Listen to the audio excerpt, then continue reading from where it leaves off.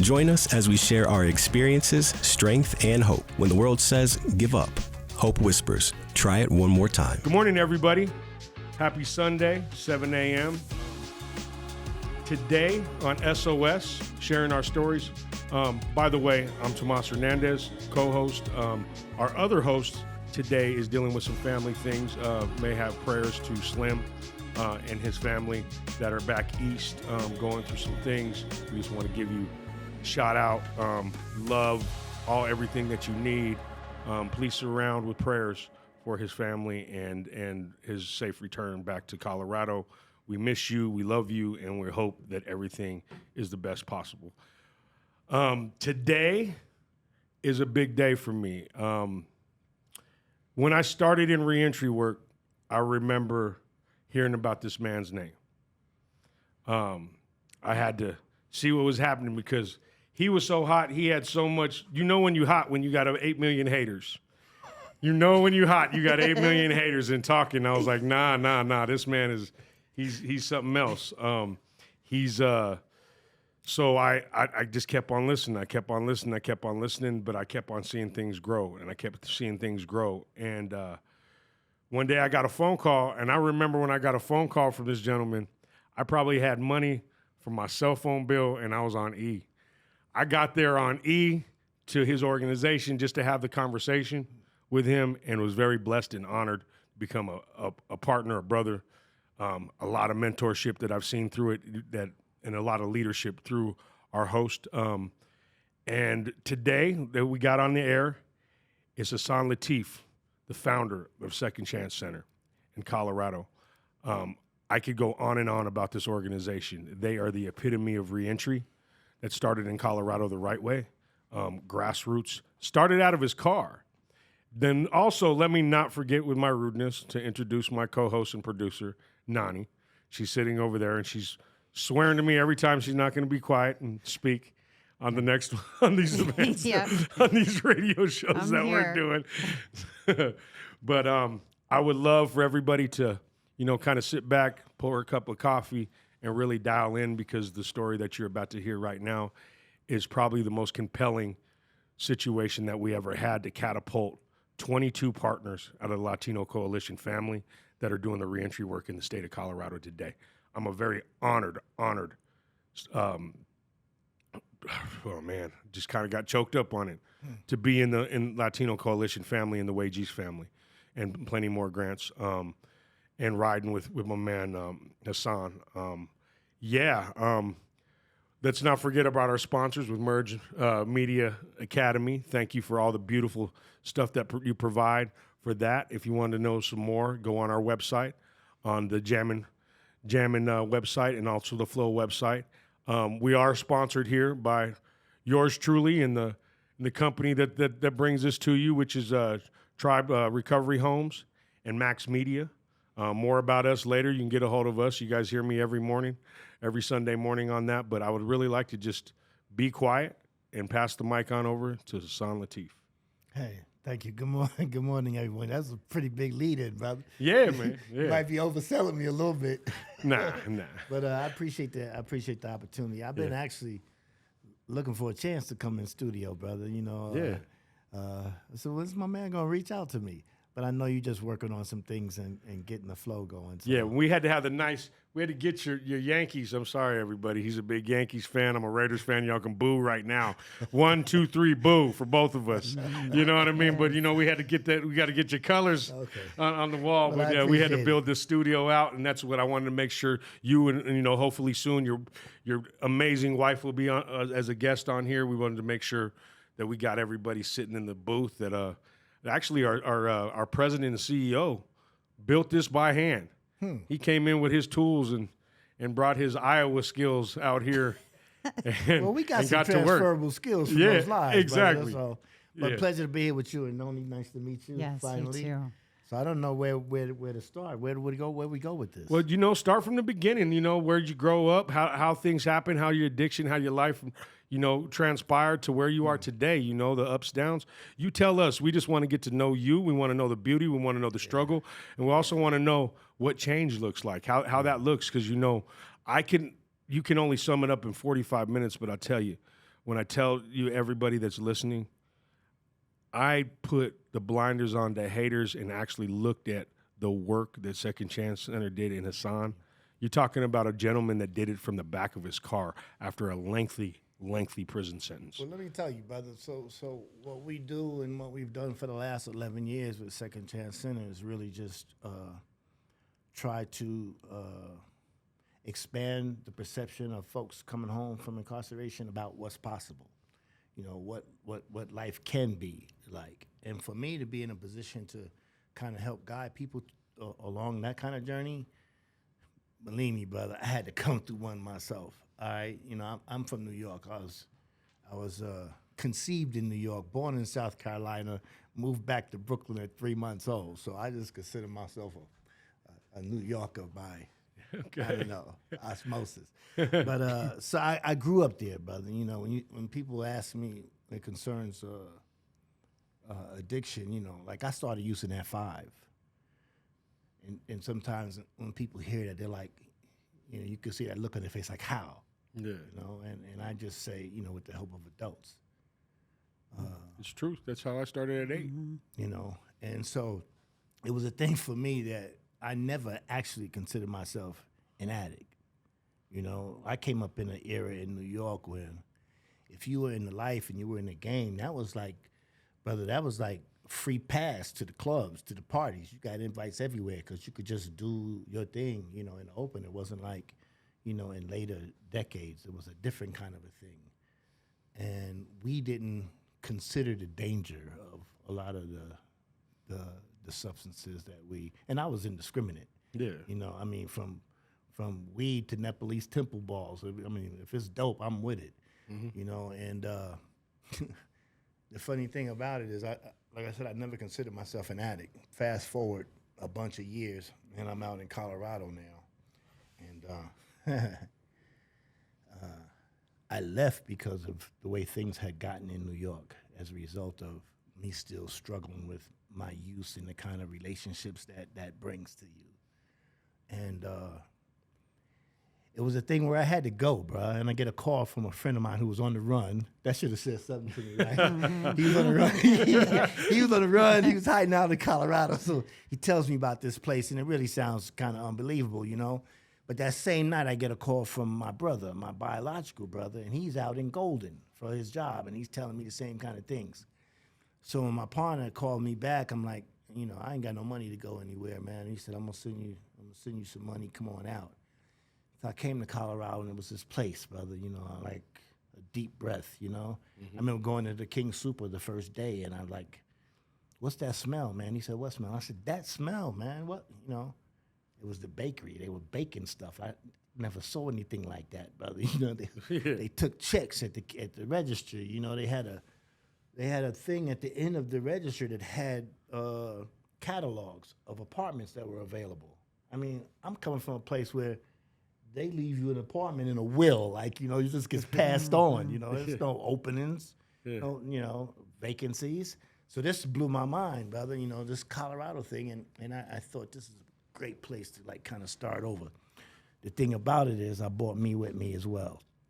And even though at the time I was on one of those pauses from using, because keep in mind, I thought that I started when I wanted and stopped when I wanted. Yeah. That was my understanding of my disease, you know. And so I was on one of those breaks when I came out here, and everything was going well, and until it wasn't, you know. But I remember when I started using again, I was working for a company called Dixon Paper Company. And at some point, I was in a night shift, and at some point, they had all these posters posted up around the warehouse that said, you know, if you got a drug problem, holler at us, you know, we got some treatment available, you know, we hold your job. I'm paraphrasing, you know. I'm like, who are you talking to? You know, you're talking to me. Yeah. But I was the one who was parking my forklift at the bathroom every 20 minutes. It was that kind of thing, you know. Yeah. And it was just you know, escalating. The use was escalating. The conflicts associated was escalating. And I remember I wrote about it too. is this a place for a shameless plug? Oh yeah, man. You could talk about the books that you've written, Well, everything. Everything that you feel. Yeah. Let us know, and let us know how to. At the end, let us know how to purchase these the books that you wrote. Seven's one of my favorites. You know what I mean? So, it's called Never Going Back: 7 Steps to Staying Out of Prison, and in there I talk about this night, which was. It happened very close to the time that I was arrested and began a 2-decade-long, ordeal. But, it started up in the mountains, me being with my plug. And I had this idea that I was going to stop at every convenience store, every 7-Eleven, from Golden back to, I was going to stop off in there and hit this off. At the time, my thing was base, cocaine, and so I did that, man. I must have stopped at 30 different places. So it took me about a good 4 hours to get back from Golden. And the last place I went was the 7-Eleven on Colorado and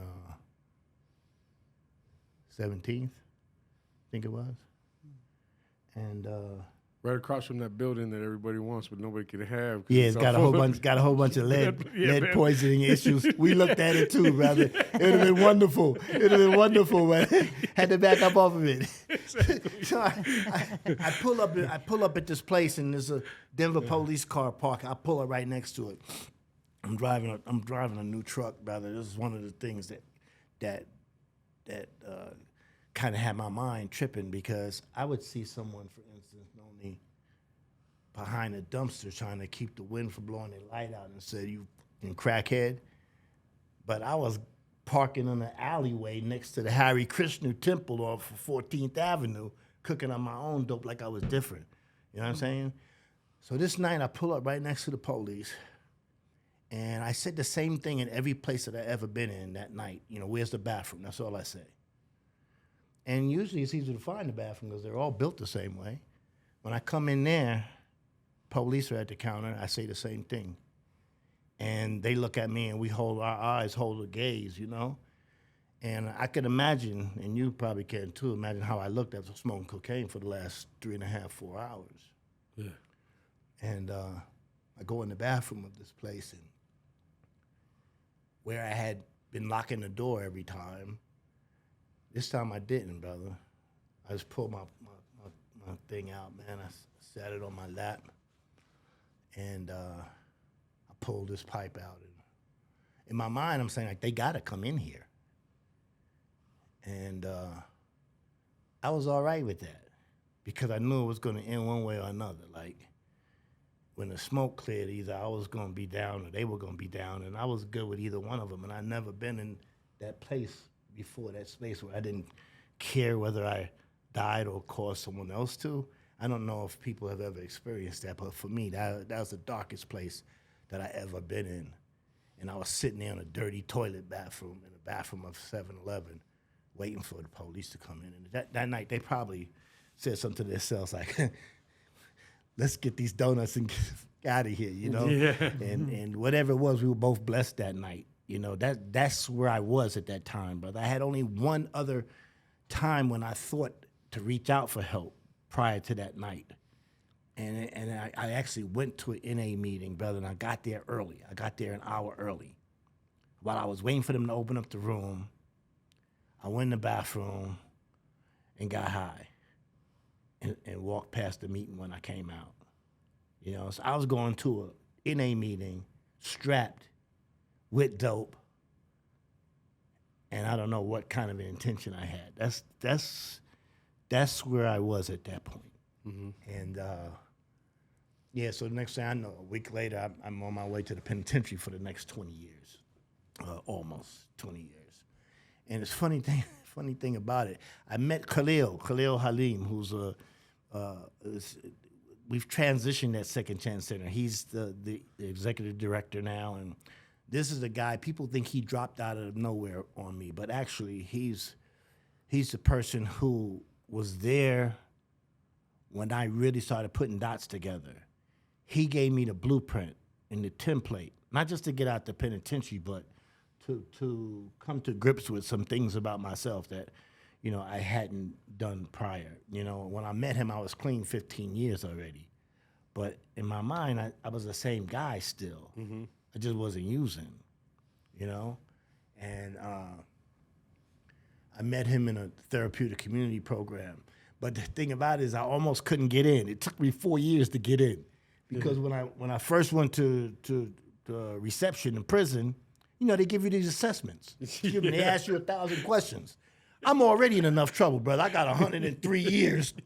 I'm not fixing to tell you much about me, okay? Yeah. So I'm lying, So when I put in to try to get into this drug and alcohol program, they say, hey, you ain't got no drug problem. Yeah. I said, look, hold up. I was lying. You know what's funny? Is I did the exact opposite. And when I got out on parole, I had like 4 UAs a week, 20 classes. I was like, man. No, bro. So I said, look, I told this one case manager, I said, look, man, I was in another place when I came in. That's almost 16 years ago, man. And I wasn't really that forthcoming. So can I do these tests again? And so they did. And so I put myself right back into the time frame that I just shared with y'all. Mm-hmm. And I answered honestly from that perspective. And I rated as high as you could get. Yeah. You know what I mean? So not only did I get into that program, but later down the road, I got some free psychiatric, a whole bunch of other stuff, You need a little extra. Let me sprinkle some of this on you. All of that, man. But it's odd because when I went to this therapeutic community program, because for 15 years I have been calling it a rat program, like everybody else in prison, because it was about cognitive restructuring and it was peer driven and people were checking you about your behavior and this and that. And so I echoed what everybody else said. I didn't know any better until I heard this formula that came out of that program, which is one that I incorporated into the work at Second Chance Center, which was thoughts plus feelings equals behavior. That made a lot of sense to me. And I still had a lot of work to do to come to grips with how I got to think like I did, instead of making excuses for it. Right. And the feelings part of it, like really being honest and assessing, how I felt about the world, my place in it, all that stuff. Because the formula said that unless I addressed those two things, that I wasn't going to be able to sustain any kind of behavior change. And for me, I was at a place in my life where I wanted a life back. And I couldn't afford to risk my freedom again. So I had to answer some questions while I was still inside. So I went into this place voluntarily, brother, but I also felt like I could control the environment. So I remember telling my wife, I'm going to give them something, but I ain't going to let them get all in my head. That's how it started. My first week in this program, they assigned me a big brother. And he says to me, hey, we got to sign up for these. And is this a TC therapeutic program inside the joint? Inside, yeah. Okay. It's an Arrowhead Correctional Facility. Okay. Like I said, it took me 4 years to work my way down to it. Okay, so ladies and gentlemen, everybody that's listeners, therapeutic community is basically the iron mallet of recovery. It's a behavior modification facility. So that's what TC means, therapeutic community. Not only you get recovery, but you also get to see yourself as you and get punished for you as you, to like learn from you, like to keep on going to be you. Yeah, excuse me for not clarifying that. It's okay. I just always get that on there because we got 3 TC people right on this table right here. Well, the first thing my big brother tells me is that we got to sign up for these tournaments, like a Monopoly tournament and a spades tournament. I'm like, I don't play games. He said, I hear what you're saying, but we got to. I said, look, you're not hearing me, man. I said, I don't play games. I don't play cards. I don't play ball. I don't play. That's how I did my time up until that point. And he said, yeah, I hear what you're saying, man, but we're going to have to sign. Like, he didn't care nothing about what my life had been. He didn't care nothing about my self-image. He didn't care nothing about how I had been doing time. He was really trying to tell me that this was a different process. And so the first day, I remember going to the first NA meeting there in that program, Tomas, and it was September 1st, 2004. And everybody in this group spoke, and I'm listening to them for the whole 50 minutes, man. My name is so-and-so, I'm an addict. And when I realized that I was the only person that hadn't spoken yet, I also realized that my life was coming out of other people's mouths. Okay. So tell me how that feels. Man, it was like, I'll tell you how it felt when I said, my name is Hassan, I'm an addict. Man, it was like a weight was off me. 'Cause I've been married to my wife 15 years at that time. I never said that to her. I had never admitted that. I never admitted it to anyone. And this is Amani, your wife right now. Yeah. Yeah. She rode with you the whole time, Yeah, right? yeah. I never admitted that to anybody, including myself. And with me saying that in a room where I wasn't judged for that, like everybody else has said the same shit, you know? When I said it, it was like, now what do I do? You know? Yeah. And like I said, I had been clean 15 years already, but my mindset was very much the same, brother. It was like, you know, not a lot had changed about how I processed the world or how I regulated relationships or interactions with other human beings. It was always still. I mean, I was reared in that space, so nothing escaped that. Mm-hmm. And one of the things they said to me when I got there, they said that I only had to change one thing, and I said, "What's that?" They said, "Everything," and I was offended. Okay, I'm Muslim. I felt really strongly about my religious beliefs, even though I'm in the penitentiary and I got all this time and I've done all these things. I still felt like I was a good person and I believe in these good things, but they told me I had to change everything. And after I got past the being offended part, I saw the truth in it because... Did they do the white page to you too? What's that? No. Like, this is how much you know. That's what they told me after that. This is how much you know. They gave me the white page. And I was like, great. They were kind of careful at first with their approach to me for some reason. But no, I didn't get that one, man. But you know, that was a huge thing for me to be able to be in a space like that. Mm-hmm.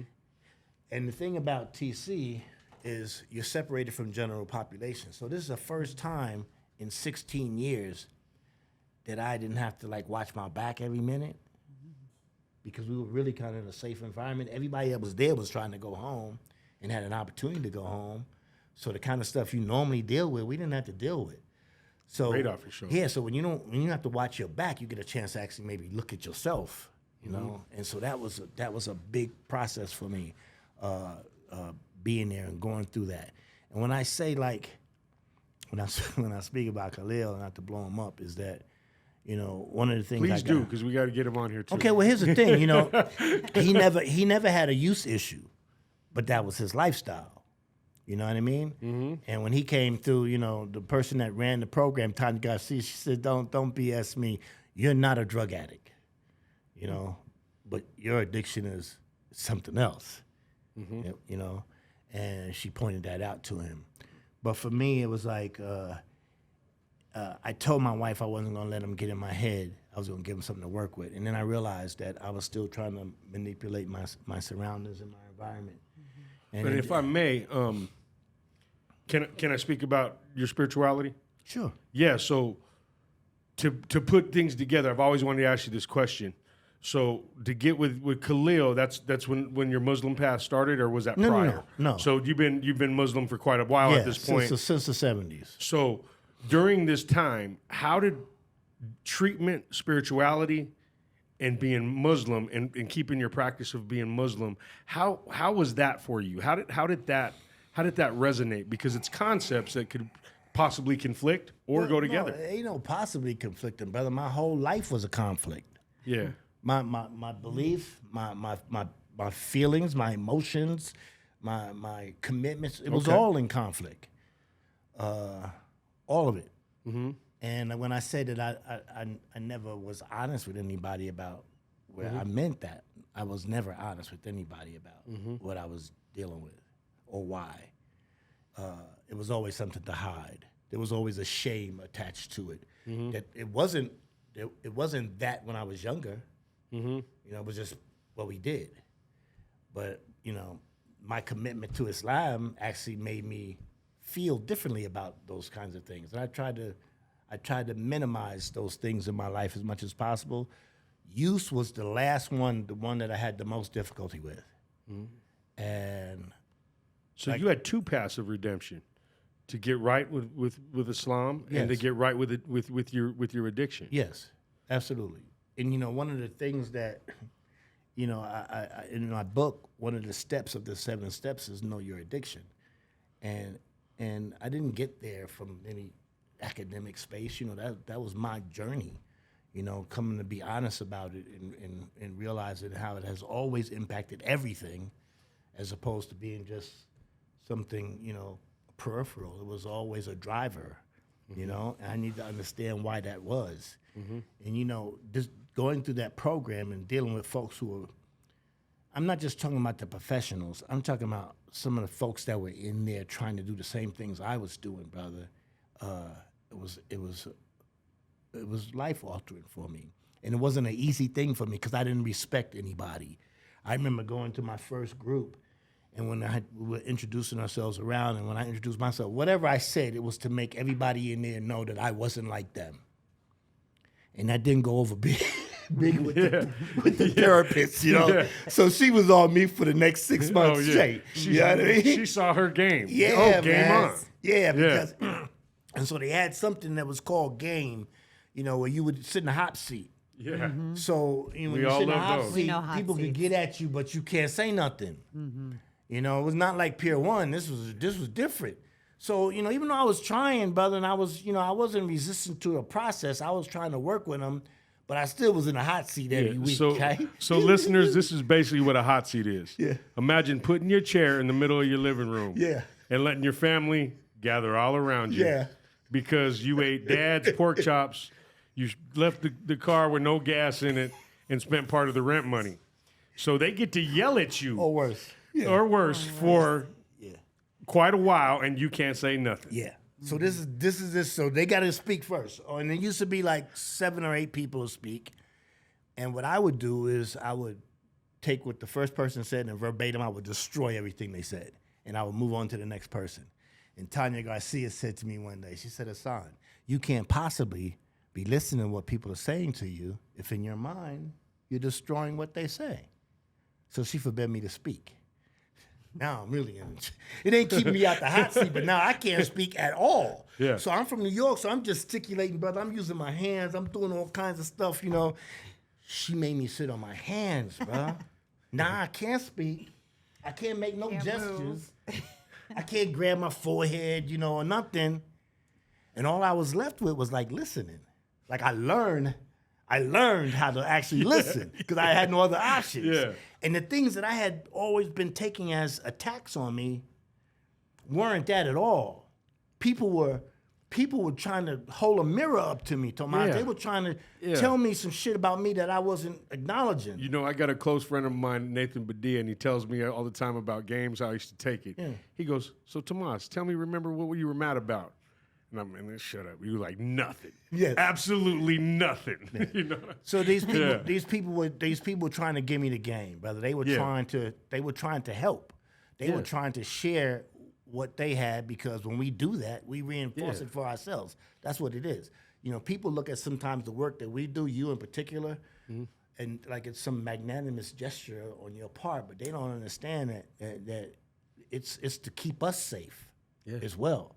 Yeah. It ain't. It's selfish in a lot of ways, Yeah. Me working with folks that are still struggling to get past their past and still struggling with mental health and substance use disorders and that kind of thing, it keeps it fresh for me, bro. Yeah. Because I know that couple of bad decisions, I could be in the same space. Let me tell you, man. When I got to Pier 1, I was there for like a month, and I heard that the prior director of the program was in the detox room. I'm like, oh, what? I couldn't believe it. Now, this is a cat who had been a heroin addict for like 25 years and got himself together, man, got a PhD, was running this huge program for the University of Colorado, and I guess he started thinking he was regular folks and he could drink. 5 years later, he's calling the program from outside of a detox center in Florida, brother, with the bathrobe with the ass out, crying on the phone, begging him to come get him. So now when he gets to I can't wait for him to get out because I want to know what happened. You know what I mean? Yeah. And up until that point, I was always very defensive about people who tried to minimize my clean time inside. And like, yeah, you were locked up. Yeah, I was locked up, but I could have got high every day. Yeah, You know, my people wife visited me every week, and people would have given me free dope just to trick my wife off. You know how it is. So I used to be offended by that. But when this man came out and joined the group the first day, before I could even ask him what happened, he said something that changed everything for me. Because he said that the person who woke up first this morning, the one who's been clean the longest, is the one who woke up first this morning. Yeah. And for me, that changed to me, I stopped counting days like that. And it galvanized for me the reality that we got to manage this 24-hour cycle. Mm-hmm. And if you don't do that, you got a chance of this thing, taking you out again. Like, you got to worry about today. Yeah. That had me focused up differently, brother, because this is a person, he was accomplished. He's a freaking PhD. He was, he was all these things that people sit around thinking about being. Yeah. And he was sitting in the same circle with me. Because we forget. Yeah, man. And so up until then, I was touting the fact that, I had this many years. Yeah, today, and here it is, brother. The last time I got high was Halloween, 1989. All right? I know it was Halloween because I had weed smuggled into Denver County Jail. That's funny. You know what? I started drinking when I was 8. Started smoking weed when I was about 9. You were quitting and I was starting. Yeah. I hadn't gotten high in 10 months. Yeah. And I rolled a big spliff. And when I woke up November 1st, half of it was on my chest. And the police could have seen it all night. Half of it was on my chest. So it knocked me out. That was the last time. But hearing that man and listening to his testimony, refocused me. Like, you got to take care of today.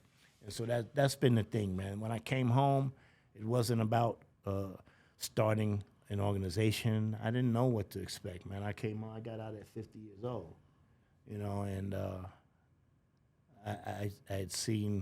I went in and Ronald Reagan was president.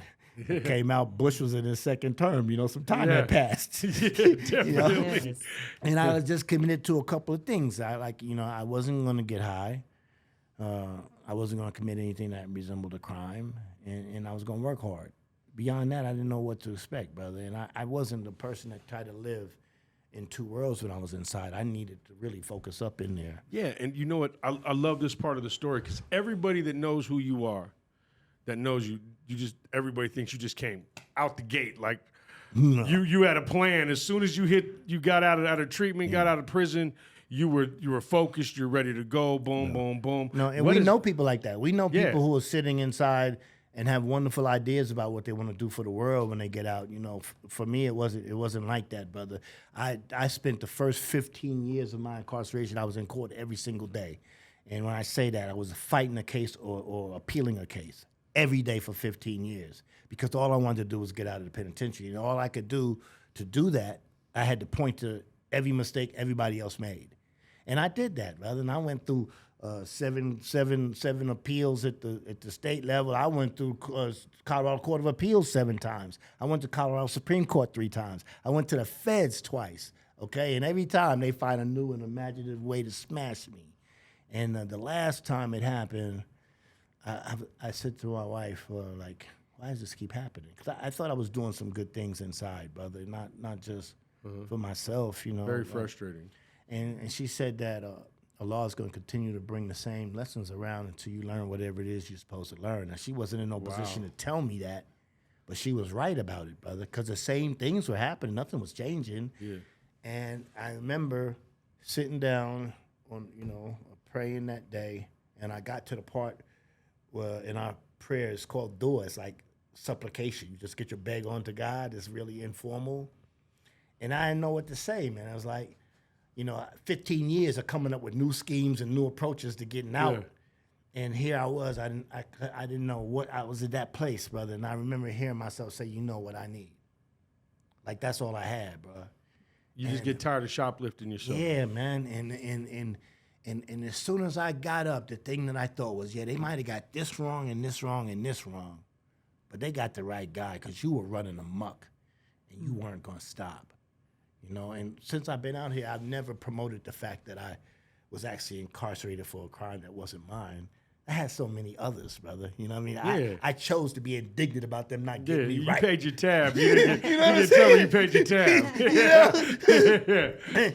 And it wasn't at that point, brother, when I said that, is when things started to change. And that's a lesson that I think I needed to learn. And that was accountability like you never had. That's the first step in my process and in my book. And you know, it starts because I know that's what it is. We gotta be accountable. We have to own our own crap, and that's hard, man, because it says things. You have to accept things about you that are painful. Yes. You have to accept your weaknesses for what they are. You know, you also have to process the fact that there have been people pouring things into you over the course of your life that may have been useful at one point or another, but were now just baggage. Things that are getting in the way. You know, so that's part of this work too, brother. It's like baggage dumping and learning how to do that. And so me coming home, man, I had people the first 5-6 years that I was inside, Tomas. You know how they do. Everybody's leaving and tell you what they, you know, ones that cared about you or that you thought cared about you, they tell me what they're going to do when they get out. You know, they're going to look out, this and that. And really all I saw was people coming back. Yeah. So after about 6-7 years, I stopped people from saying stuff, you know, look, just go on, live your life, don't hurt nobody. But when I got ready to leave, I gathered the people together that I cared something about, and I told them that, you know, I wasn't going to make a whole bunch of promises. I said, I'm not going to pay grandma's light bill. I ain't cutting her lawn. I'm not buying babies' diapers.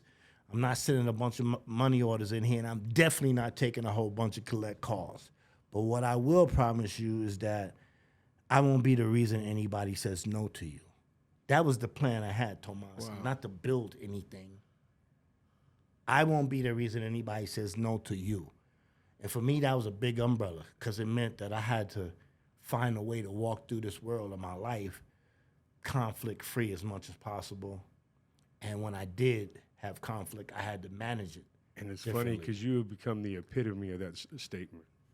Well, it was a process, bro. It wasn't easy, man. You talk about my haters. You know where a lot of them came from? When I first came out here and was looking for a place to land, a place to belong, a place to put some work in, a place to learn from folks, you know, people looked at me like I was the guy in the room that just got out of prison. Exactly. Okay. And to clarify, when I'm talking about haters, so our listeners know, you're talking about a situation when you have incarceration, you have a skin tone that's less desirable. Let's just say that way. You know what I mean? A last name, because I've had that. You know, like when I got incarcerated, my name is Tomas Federico Emilio Hernandez. Yeah. As soon as I'm in there, they got some guy from ICE coming in to try to give me that questionnaire. I'm like, yo, man, I'm from America, yo. Yeah. You know what I mean? So you get the same thing as a black male, but at the same time, when you've done multiple years and you're saying, hey, I'm going to do something with my life. Yeah. People give a lot of promises that don't deliver. Yeah. And at the same time, there's a lot of people that should be locking arms together that aren't locking arms together. And, you know, that's why I gave you those kudos from the beginning was 22 of us. Yeah. Like the day that you had tears when we got that sunset, the sunrise again, we're sitting there. Everybody, you got to understand, we're sitting in the Capitol the other day with something that the first Wages partner, Hassan, was there. And all of us got to speak to that council and get reentry money back in the state. Yeah. And you're talking 22 partners that are lived experience people that started in the back of his car, that started in the back of his vehicle. And now your loved ones have a chance. Thank you for that. Well, but I can't take credit for that. I'll tell you though, CCGRC, Colorado Criminal Justice Reform Coalition, they've always been the head of the spear for us. But you've been part of all of it. Well, yeah, they birthed me, brother. They birthed me. Exactly. Christy Donna, you know, I said, you think I can do this? She said, yeah, you can do this.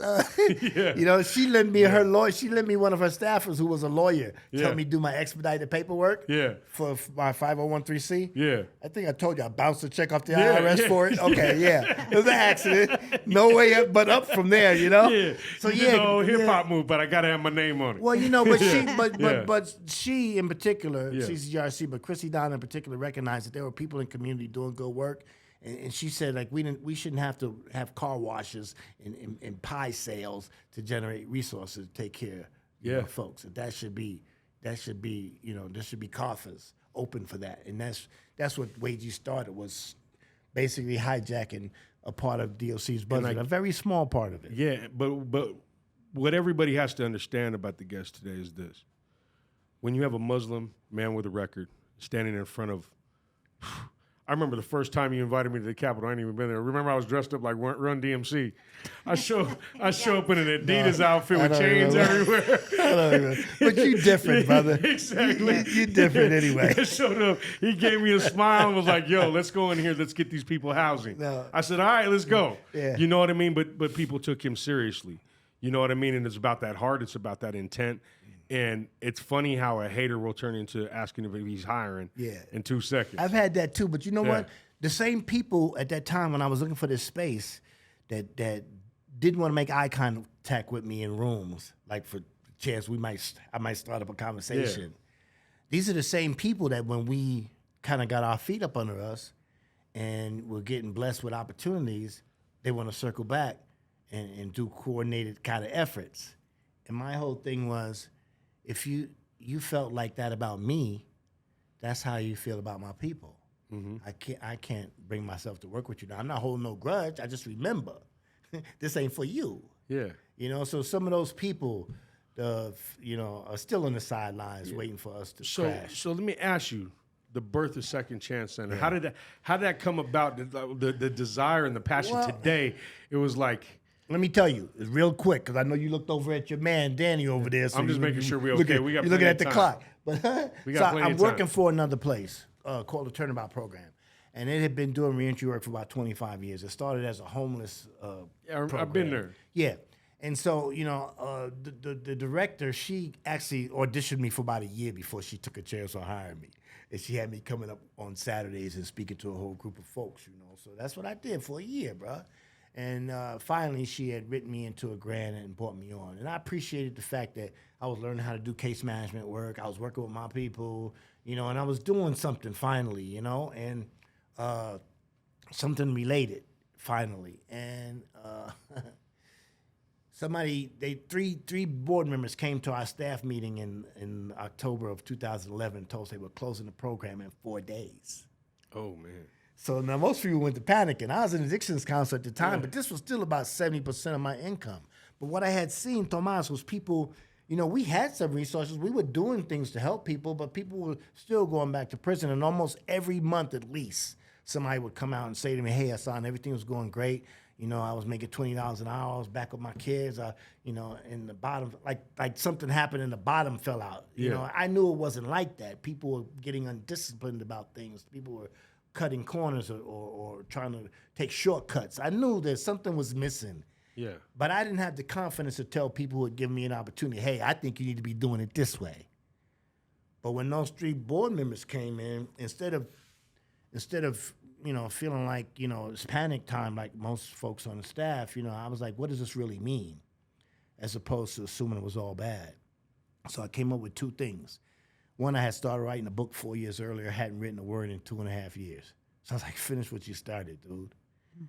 And the other one was, if you really think that, some things that are missing, that you could do some things to improve this work, stop being scared. And, man, I thought about this for a couple of months. I bought a little table, and I put it out on the balcony of the condo that my wife bought for me to come home to. And I said I wasn't going to leave the house until I wrote for at least an hour. That started on January 1 of 2012. I said to myself this. I'm glad it was leap year, so I had 29 days in February because I needed them all. But that month in February, I'm sitting on the laptop, brother. I'm at the Secretary of State's site, and I'm putting in this business proposal, whatever you need to file, and I couldn't hit the submit button.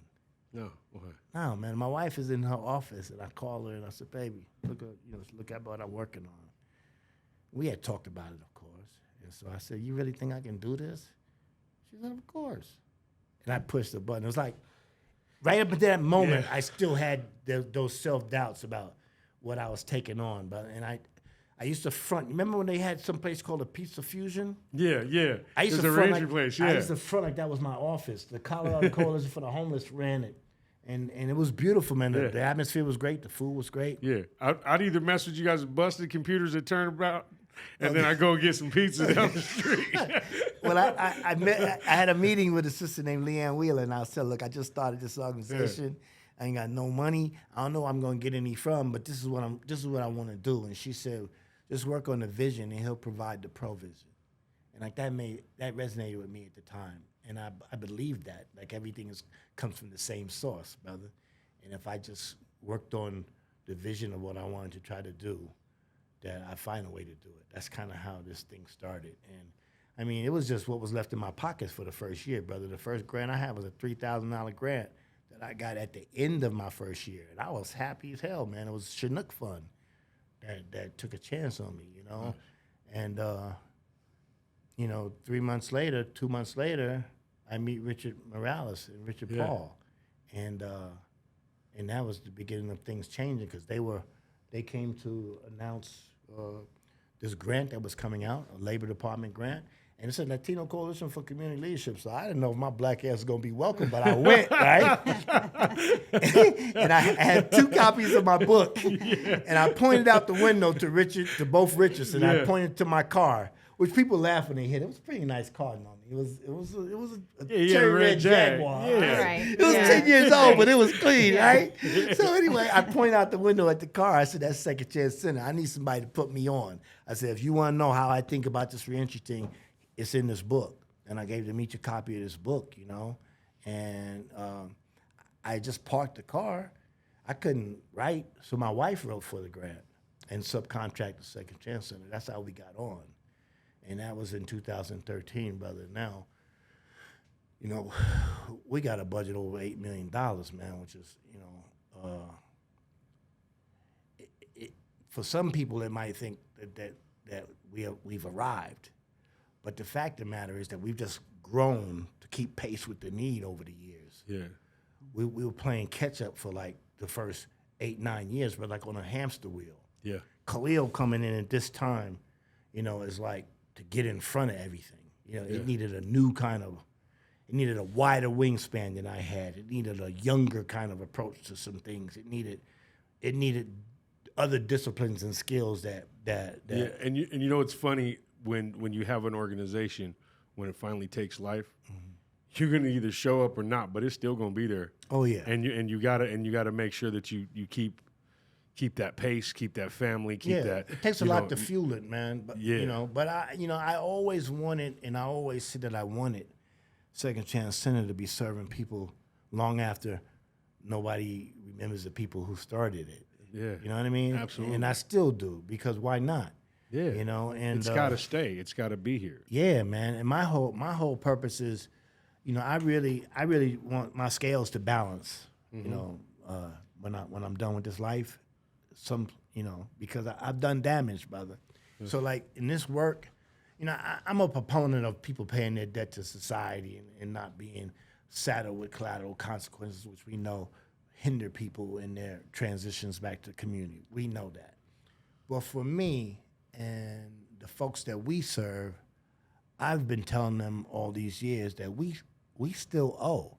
We might not owe the state. We paid that debt, but we owe the communities that we ran rampage through. We owe the families that we destroyed, disrupted, harmed. We owe, and we have to put up. I think this is my opinion. And we I have to have agree. lives that pay back. So I have 2 questions for you in that part, because the first one, basically, and actually I think it'll be in 2 parts. People think that it's monetary when you owe somebody, and it's really not. It's material. Yeah. What does that look like for you? Like the fruits of, like for me, the things that I got back in recovery, nothing can buy. My daughter. Yeah. My daughters now. My son. My wife. I got kind of like the little twin that you got. I got Bubba Chino, and you got Hugo. Yeah. You know what I mean? Those things like that. Those things that are in there. And that's really, to me, that's that what I owe them. I owe them my presence. I owe them my drive, my positivity, all of that. You know. Look, brother, I was standing on Welton Street in 2008, January, and I had a job right up the street, but this was right where the light rail turns, and Gilliam is just to the right of this spot, and it was mothers gathered, mothers who had lost their children to murder, and it was cold, man, and I was standing out there. My boss was there, and they had pictures of the people, their children who were murdered. And I personally knew 3 of the people who were responsible for those cases, you know? And one of the cases was my brother, Sean's case. And the things they were saying about us, when I say us, those who resort to violence to resolve conflicts, or those who don't value other human life like it should be valued, like they would talk about us. You know, the things they were saying, I felt like, no, that's not who he is. Because he was the first person, the only person that I ever met inside who was devastated by his crime. Devastated. Not the fact that he had a life sentence. I never knew anybody, brother, who was just messed up behind what happened. That was him. I wanted to say something to defend him, but I couldn't bring myself to say anything, right? And the last kid was a kid who got shot for a Bronco jacket, and that just happened a couple of days before. So they're saying all these things, and they're harsh things that they're saying, but they're true. It's their truth, brother. And I wanted to leave, but I couldn't. I tried to walk away, and all I could manage still was like to shift my weight from one foot to the other. So I couldn't say nothing, and I couldn't leave. I was stuck, bro. And at the end, the mothers were going to release these balloons to a song that they had on a boombox. And the last woman, her sister had to peel her fingers off the ribbon to let the balloon go. Just messed me up, bro. And when I walked away, my boss was like, "You all right?" I said, "No, man, I'm not." And I called Tanya Garcia, who ran that program. I called her, and I told her what I had just experienced. And she said, "You wasn't supposed to be able to say anything. You wasn't supposed to be able to leave. You're supposed to feel everything you're feeling right now." What I felt was I had been home almost 2 years. I hadn't accomplished much of anything, but I had a job, brother. I was home. Yeah. My life was normal. I said, "But you ain't did anything, brother. People are still exactly where you left them." That's what I told myself. Mm-hmm. Because this woman, one of her son was murdered 13 years ago, and she said every time she heard the screen door close, she turned to look for him. This is 13 years later. And so I said, you patting yourself on the back because you just living a half-assed normal life. You ain't did nothing, man. You haven't done anything. And I wanted to look for something to do, brother. I remember finally I got a sit down with the brother who was the director of Gilliam. And I came there and I just wanted to do something pro bono. I want to work with the kids. And he was very gracious, brother, but he sat me down and he told me basically, "Look, you ain't been out long enough. You need to do some work someplace, get up under somebody, learn some things." And I left out of dejected, brother, because I really wanted to give. But everything he said to me was true. And over the course of these last 10 years, I've had to have that same conversation with people who have come out, brother, with these ideas and want to jump right into this thing. When you got to get your own feet up under you. You gotta really get a hold of your own issues. You got to be on top of your own recovery, before you start interjecting yourself into other people's lives like that. Yeah. And the funny thing about it is, like 5 or 6 years later, I'm walking through our building on 16th and Dayton when we were over there, and I hear somebody say, "There's our ED." And so I stopped and I came back down the hall to figure they probably want to introduce me to somebody, and it's this brother. He's bringing suits and donating, and he went to introduce himself, and I'm like, "Brother, I met you." I reminded him about when I met him. And I said, the things you said to me, I left out of my head down that day, and feeling, I said, but I listened, I processed everything, and I did what you said. I followed your advice. I said, "What are you thinking?" It wasn't like how you like me now. And he told me he had heard about Second Chance Center. Of course, he didn't know that he didn't put the two together. But, he took the time to tell me that I needed to still do some work on myself before I put myself in the midst of someone else's life. Yeah. And somebody else's transition. That was valuable to me, brother. That was a gift, actually, to me. And over these years, people have come to help in this work that I probably got as much, if not more, from them as they've gotten from me in the process. That's how this thing. And that's works. perfectly said. So it comes to that question that I was going to have. What is the true philosophy of Second Chance Center? Where is it going today? And how does somebody that's listening right now get a hold of Second Chance Center for the things that are happening? So everybody that's on the air right now, mind you, you have a resource in this community today on reentry on all levels, even all the way to what he's mentioned, to very, very lengthy sentences for that support for that family member that's there, to maybe even just a couple years in prison that needs to come out and they need to get into classes, they need to get to the support. What is that philosophy that you've created? What is it today? How do we get a hold of you? What do we do? If we're a listener sitting there right now and we got a loved one, we need to know. How do we do that? Well, thank you, Tomas. Look, our mission statement is real simple. We say helping formerly incarcerated people transition to lives of success and fulfillment. We think those are two very distinctly different things. Like, success is a checklist, man. You know, the person has a job, they have their own apartment, whatever. People go to prison all the time with those boxes checked. So the fulfillment piece is what we thought was most important. So that required a lot of work, cognitive restructuring work. People had to really come to grips with how they got to think like they do and work through very uncomfortable feelings. You know, when we started doing this work, man, we had people opening up and trusting us and trusting this process, and we were way over our heads because, like you know, people who've lived lives of addiction, impacted lives, and incarceration as well, it's all trauma related, brother, and there's a lot to unpack for folks to get through. And it's like, for me, I've always believed this, and I know this to be true, and I've been an addictions counselor for the last 13 years, man. Once you stop using, my belief is now you got a chance to work on all the shit that really drove you to use. And that's, you heard that word there, Dan? You're going to have to cut Keep that on out. going. We got it. Yeah. So for if there was a model for us, it's that life can be really, really different if you approach it differently. We just try to put ourselves in a position to be guides in that process. You know, if people want to trust a process or trust somebody like we all need to, we try to position ourselves to be that place where people can come and find that. So we're a staff of 56 full-time folks. So it's a pretty big operation. We got a few locations. People can go to www.scccolorado.org, take you right to our website, see what we're doing. We're located in Aurora. We're on 2nd and Potomac at 224 Potomac.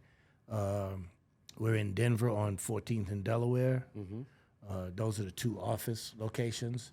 Anybody who has someone in their family, a loved one who's currently incarcerated looking to come out and have some assistance, if they're coming to Metro Denver, we got them. You know, all they got to do is come with an open mind about doing some things differently and accepting some kind of guidance.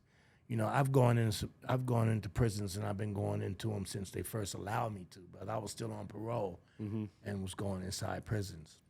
And, you know, real clear with folks. Like, if you still think you got another run in you, if you're still resolving all your conflicts with violence, you know, if manipulation is like your default mechanism, you know, don't with us. Yeah. Because we don't have no time or no resources to waste on anybody that ain't really to invest in themselves. That's still the only criteria.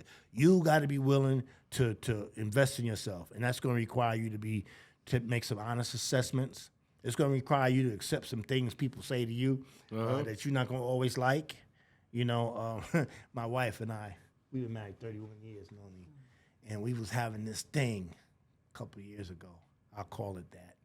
And she said, you used to didn't have a problem with me having a difference of opinion or taking a different position. I said, no, baby, you misunderstood. I always had a problem with it. I just didn't have to see you for another week. You know what I'm saying? We're here together every day. Give me some time to process. You know what I mean? So sometimes you need time to process the truth, bro, about yourself. You know? Give me some chance to do that. I can't. Oh, we're giving her some ammo for the show. You know, but she also likes to be right, brother. And, you know, and she she saw a human being Yeah. in me, even when I was wearing a lot of different masks. Yeah. And when people were telling her that she was wasting her life, you know, she felt like she was invested in mine. You know what I mean? And man, it's a beautiful thing to see you, your grandkids, your wife, see on trips. It's you know, it's hope. It's you know, it's everything. Even to all your staff members, I got personal relationships with a lot of your staff members. I love them to death. You know, Sanchez, that's my girl, man. She crazy. yeah, we headhunted. She was the first one we headhunted from the community corrections, the dark side. We brought her in. But let me tell you, but you mentioned traveling, and I'm personally on a quest now. So I'm, you know, there's transition going. Like this is the second generation of Second Chance Center. We got a lot of new blood. We got new ideas. We got a lot of. We've been an incubator for folks. Like we've had people for the first 8 years. We never had anybody that left. To go someplace else. But now we've had people who have left to be clinicians and therapists elsewhere, you know, still doing good work. And it spreads out the field. Yeah, brother. And I never imagined that, but that's what it should be, an incubation for people to grow past you, to grow into their own just like you selves. sitting at Turnabout. Just like you sitting there. You had no idea where you're gonna at, just hitting that. No. Imagine if you'd hit that enter button. You know, it's the same thing in Las Vegas. I had anxiety. I had to give a call back home. Yeah. And she just knew. She was like, "Baby, just do it. Yeah. You're gonna do it. You're there. You wouldn't be there, me standing on the enter button and then trying to jump off of it. You know what I mean? And you know, I just thank you for being such an active role model. Not just there's talkative role models that are out there that you can just you've lived your book. You've walked the walk and you've talked the talk. And, you know, like I said before, you know, I used my cell phone money on that first meeting to come down to 16th to come talk to you. You know, I was using that one brother that we had, and he was like, yo, that was the wrong person to have call for you. Hey, look, let me share this before we go, and I know we're getting close. Thomas, let me just tell you this, because I'm 30-something years into this recovery space in my life. But I'm still working on stuff, brother. You know, this thing is insidious. Yeah. Mm-hmm. Because if you don't manage this 24 hours, we're not wired like regular people. No. We're not. Everybody who I know that's a dope fiend or that's had experiences with addiction issues knows people who do the same things and never have a problem. Drink wine every night, smoke, do whatever, and go on with their lives. Mm-hmm. We're not like people. We're not like them. We're not. Right. And we got to accept that. Right. One day at a time. Mm-hmm. And we you know, it's how many times have we sat around and got that call. Yeah. That we had a friend that just reoffended, that just relapsed, that just did something, and they got years upon end. You know, well, that just is dead. Yeah, and it's we got to work on it every day. You know, being in Las Vegas tests me every second. I'm sure it does. You know what I got to give I love yous. I'm back to the old school days of sending songs to my wife to make her have reassurance. You know what I mean? You know, I'm back to the beginning days. Keep just to doing make it. making her feel good about things. Hey, you brother, know what I mean? After 30-something years, I can tell you what you did to get with them, you gotta do to keep them. It's as simple as that. Exactly. You know, in T-City, got a thing like being redundant. Yeah, like before redundant. you go anywhere or do anything, you gotta check in with somebody. Exactly. I'm redundant with my wife. I ain't fronting. Yeah. I'm redundant. Yeah. It ain't because I'm whipped. It's because that's responsible. That's respectful. That's Exactly. why should she be worrying about Exactly. my health, my well-being, where I'm at? Not so much me doing something, but you know what I mean? I'm the guy who said I'll be back in a minute and didn't come home for 18 years. You know what I mean? Yeah. And so here's one thing, brother, and I just want to leave you with this. Like, we got to figure out some things to do to fill those spaces. Yeah. When we enter into recovery. That's like breaking up with a loved one. It's like grief involved, you know, and you know, many of us have had relationships. You know, it's lousy. You know, it's been domestic violence. Somebody done called the cops on you. It broke your heart. But you always remember that one thing about it that makes you want to, you know, revisit it. Yeah. That's how this is. So I remember talking to a bunch of folks at Pier 1 one day, and I said, y'all got to find something to fill that space with, criminality and addiction. And I said, for me, I collect stamps now. And a couple of guys started giggling. I said, that sounds real corny, huh? And one dude said, yeah, actually it does. I said, well, I collect them on my passport. And they was like, ooh. So I'm saying that to say, brother, you know, the world is I don't see you with the